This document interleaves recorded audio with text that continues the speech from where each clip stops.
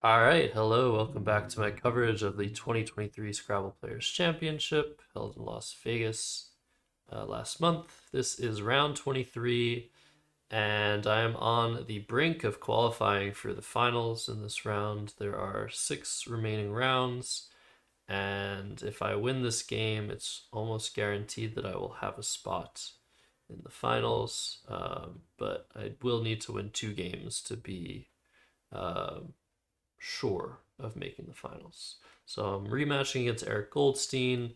The previous time we played, I was in a very losing position and somehow swindled my way to victory. So I was hoping that this game would go a bit differently, that I would be able to uh, not rack my brain for 8 minutes trying to squeeze water from stone. So I go first, and I decided to play Wisha. In this position, there are 2 options. I can play Wisha or I could play Awash. Now, IS usually will help uh, with drawing bingos over AS. Usually, IS bingos more than AS. However, the I is also a more dangerous letter to keep because it is extremely bad when duplicated.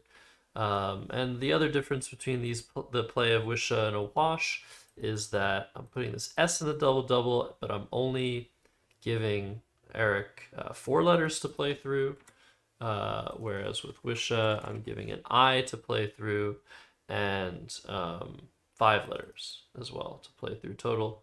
So probably increasing his chances of bingo slightly with Wisha. And the other thing is, does Wisha take an S? So the reason I hesitated to make this play was because I couldn't remember.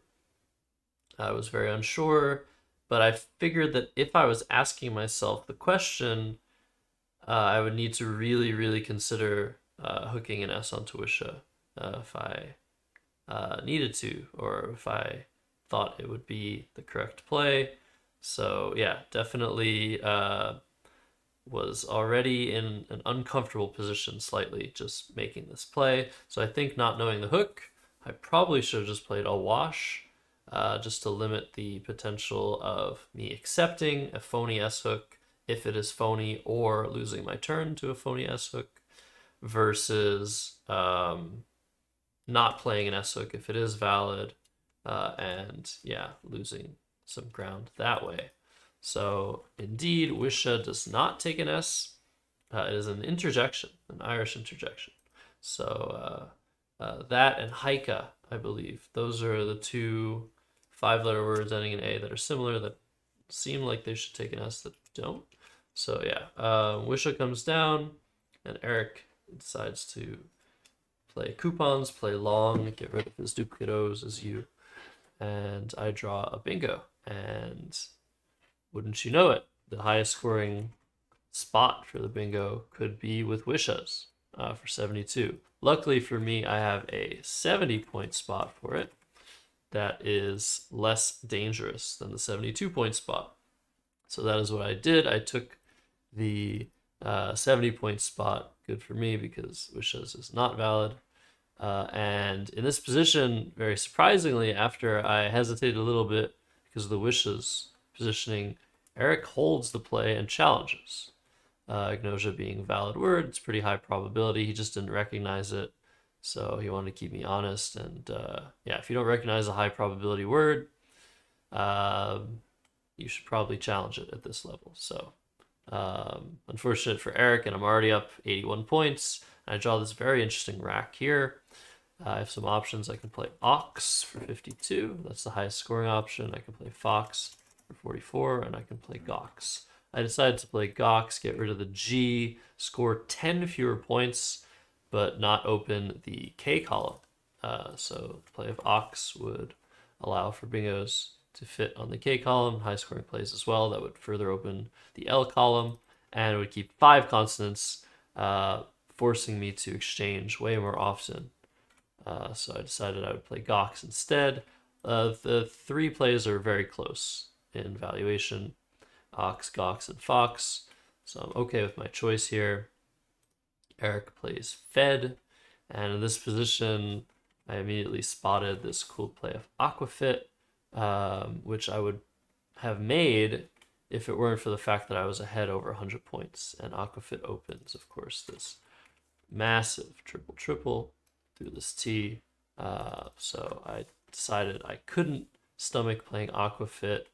But because I was sort of tunnel visioning on the fact that I wanted to play Aquafit, and if I do play it, of course, I'm giving up some winning chances, but also winning the game a lot faster most of the time. Because if he doesn't have a triple triple immediately, I pretty much just win on the spot. But in this position, I missed some options with the Q that he just gave me. He gave me the play of Quiff as well as the play of Quaff. Quiff is the best play in this position, and I totally missed it. And I ended up making a play I really didn't want to make either, Quip. So I really thought my two options were Aquafit, open a triple triple, or Quip and open an annoying E hook. And I couldn't have been further from the truth. This was a pretty big mistake. Probably cost me almost 10 points in the grand scheme of things. Luckily for me, Eric was not able to capitalize and plays Bite and creates this little right angle here, which means that now this space is a lot harder to access. So I was very happy to see this play of Bite. However, in this position, I played a little bit too conservatively, I think. I ended up playing Yam for 32, taking away the scoring spot, scoring well, and keeping FMRT, which if I draw a couple vowels, it's not very bad. Instead of this play, I think I should have made the play of Trima for 30, which does open the K column. I would rather that Eric do something that opens the K column. But scoring only 2 less than Yam, having a lot of draws for Fame next turn, and just keeping a way more workable 2 constant leave rather than 4 constant leave is probably worth it here. But the plays are still pretty close. Here Eric plays Pretty, and I have a song in my head now. I hope you do too, or I actually hope you don't, because it's such an annoying song. It's a good song. And in this position, because I kept 4 consonants, a lot of the time I'm drawing 3 more consonants, I have to exchange. So I exchange down to MN, but actually the engine prefers a play of VUM for 16, just holding on for dear life, scoring the 16 points, because the reason for that is when you're ahead, sometimes on certain boards that are not likely to be used in a way that will set up a very, very dangerous spot, it is okay to keep terrible leaves just as long as you keep on the scoring pressure. So that's why the engine likes this move. The engine doesn't understand about this position of me being ahead by 110 points is that Eric is in desperation mode. If he sees a play like VUM for 16, he's gonna be like, okay, what can I latch onto? What sort of thing can I do here to maximize my chances? Maybe Josh has all consonants, and maybe I should make a play down J13 and put a consonant in a triple triple, and maybe he can't do anything about it. So that's the sort of thing that not exchanging will induce in a position like this one, and the engine does not account for that. So I am pretty confident that I should exchange here rather than take the top engine choice. But what do I exchange? I ended up keeping MN because I felt that was the most balanced way to go about things. The M and the N go decently together. I can score next turn. I can maybe even bingo with MN, and I don't want to keep more than 2 consonants just to try and make sure that I have a balance of vowels and consonants. It's a very important thing to do when you are ahead by so much, is to try and keep vowels and consonants just so that you can respond to any sort of desperado plays, such as the ones I was mentioning. The other thing here is there are lots of duplicate R's unseen, and some duplicate N's, and only 1 T to draw. So The engine prefers keeping the M and the T, citing that I'm likely to draw the E, which makes the M and the T way more palatable. Otherwise, the M and the T have negative synergy, but if you draw an E, and especially if you draw an A, the M and the T become very, very powerful together, better than M and N sometimes. But it's also a question of duplication. So seems close here. I think I might have made a small inaccuracy. In this position, Eric plays Crude. And I'm up 80 points. I drew a duplicate N. Surprise, surprise. And I can't really do much here. I really hoped in this position that I could accomplish something, block something, score points. But unfortunately, unless I try and go for equipments with the T draw, which would score 46 points, there's really nothing I can do that's like really good for me in this position. I can't score points, I can't block much, so I decided I would just play a null for 10, just keep the balanced EMS combo, and a null actually sets up an S hook for me, but it also sets up an I hook, which is kind of scary. And I'd actually just talked about this word annuli with Eric Goldstein's son in a previous game. Told him about unnail and annuli. So I wondered. I thought it was way more likely than average that Eric would recognize the I hook here. So there's nothing that subtle about this play. Another play that I could make to try and do something is tunnel. Again, there are lots of vowels left, so keeping MS is better than usual. I'm likely to draw at least one vowel next turn. And what tunnel does is it kind of like scrunches the board in a little bit at the price of opening a triple word score using this L. But it's not super easy to hit this triple word score, so it might be worth doing this to at least try and accomplish something. But plays through this L will then reopen the N column, so yeah, it's not really great. There's nothing I can really do. So I play a null, and I feel like my lead is slipping away. Eric plays Jun, and I draw to this rack, and I'm just like, okay, I guess I have to go on the offensive. I'm only up 70 points. I have decent letters, and I guess I should just play emo.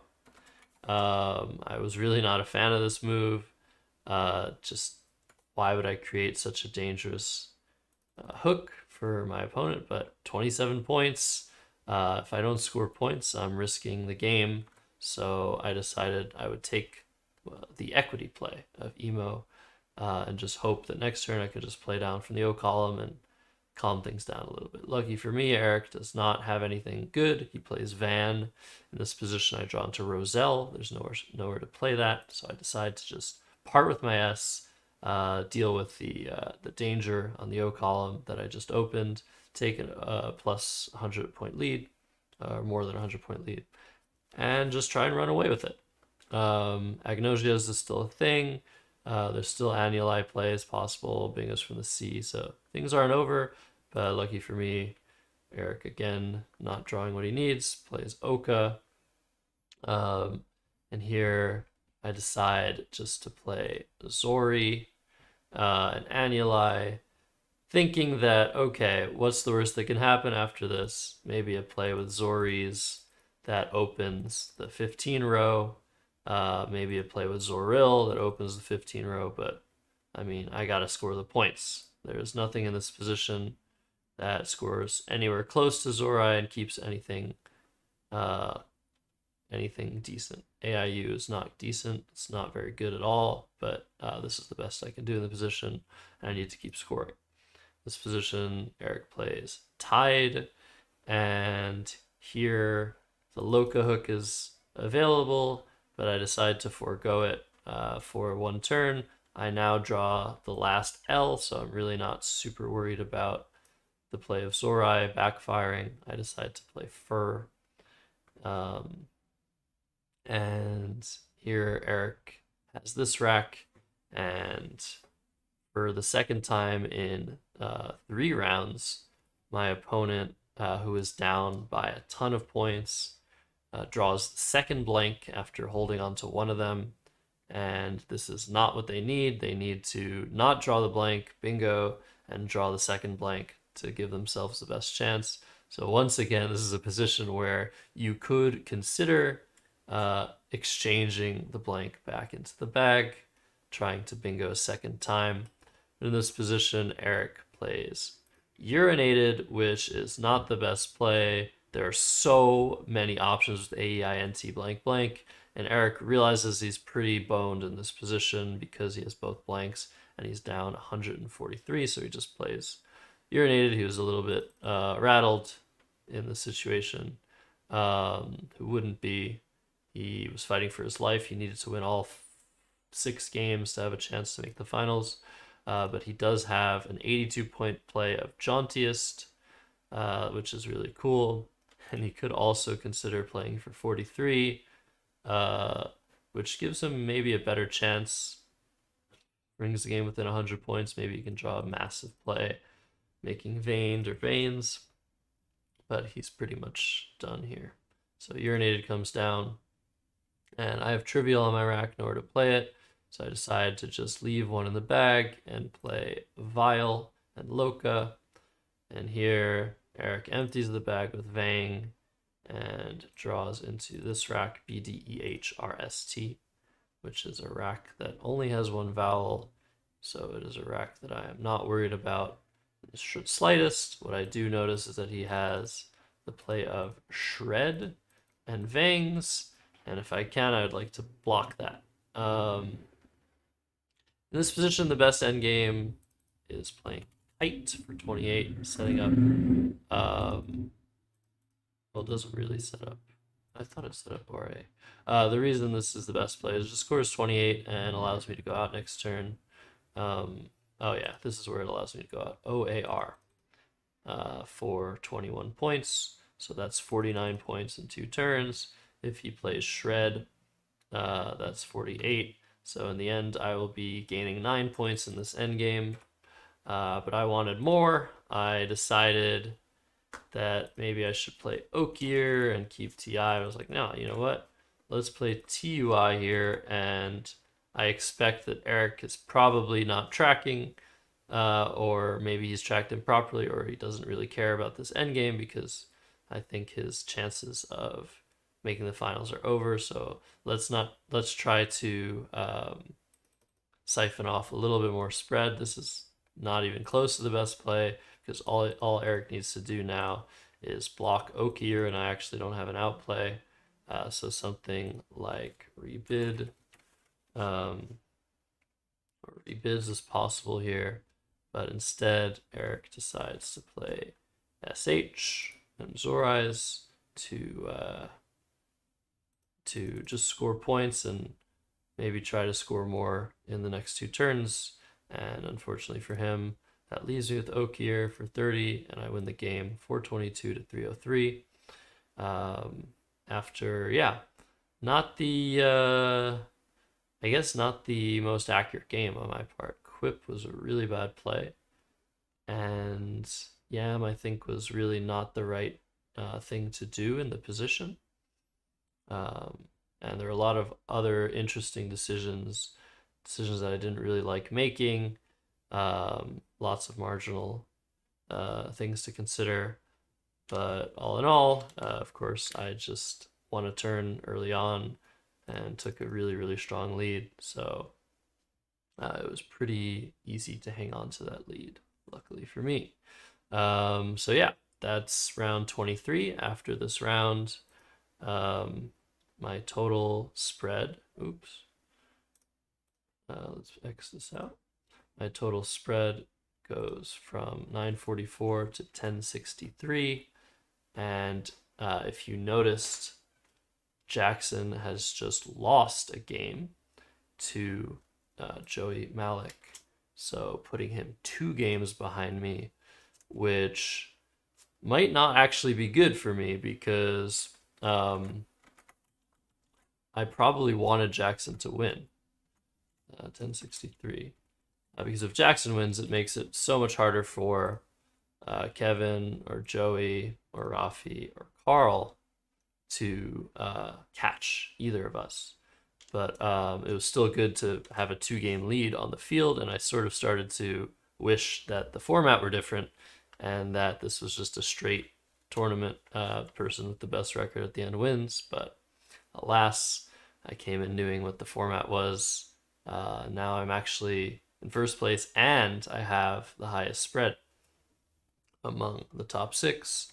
So feeling pretty good about only having 4 losses after 23 games. And the next game was against none other than 2022 Scrabble Players champion Michael Fagan.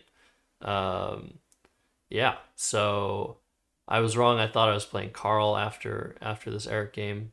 I think the Carl game is after the Michael game. But yeah, I hope you guys tune into that one. And let me show you guys the final board for this game. So I'm off of board 1, back to the plebeian boards of Division 1, the non-streamed boards. I really like these red tiles. Anyways, that's it for me. I'll see you guys next time. Goodbye.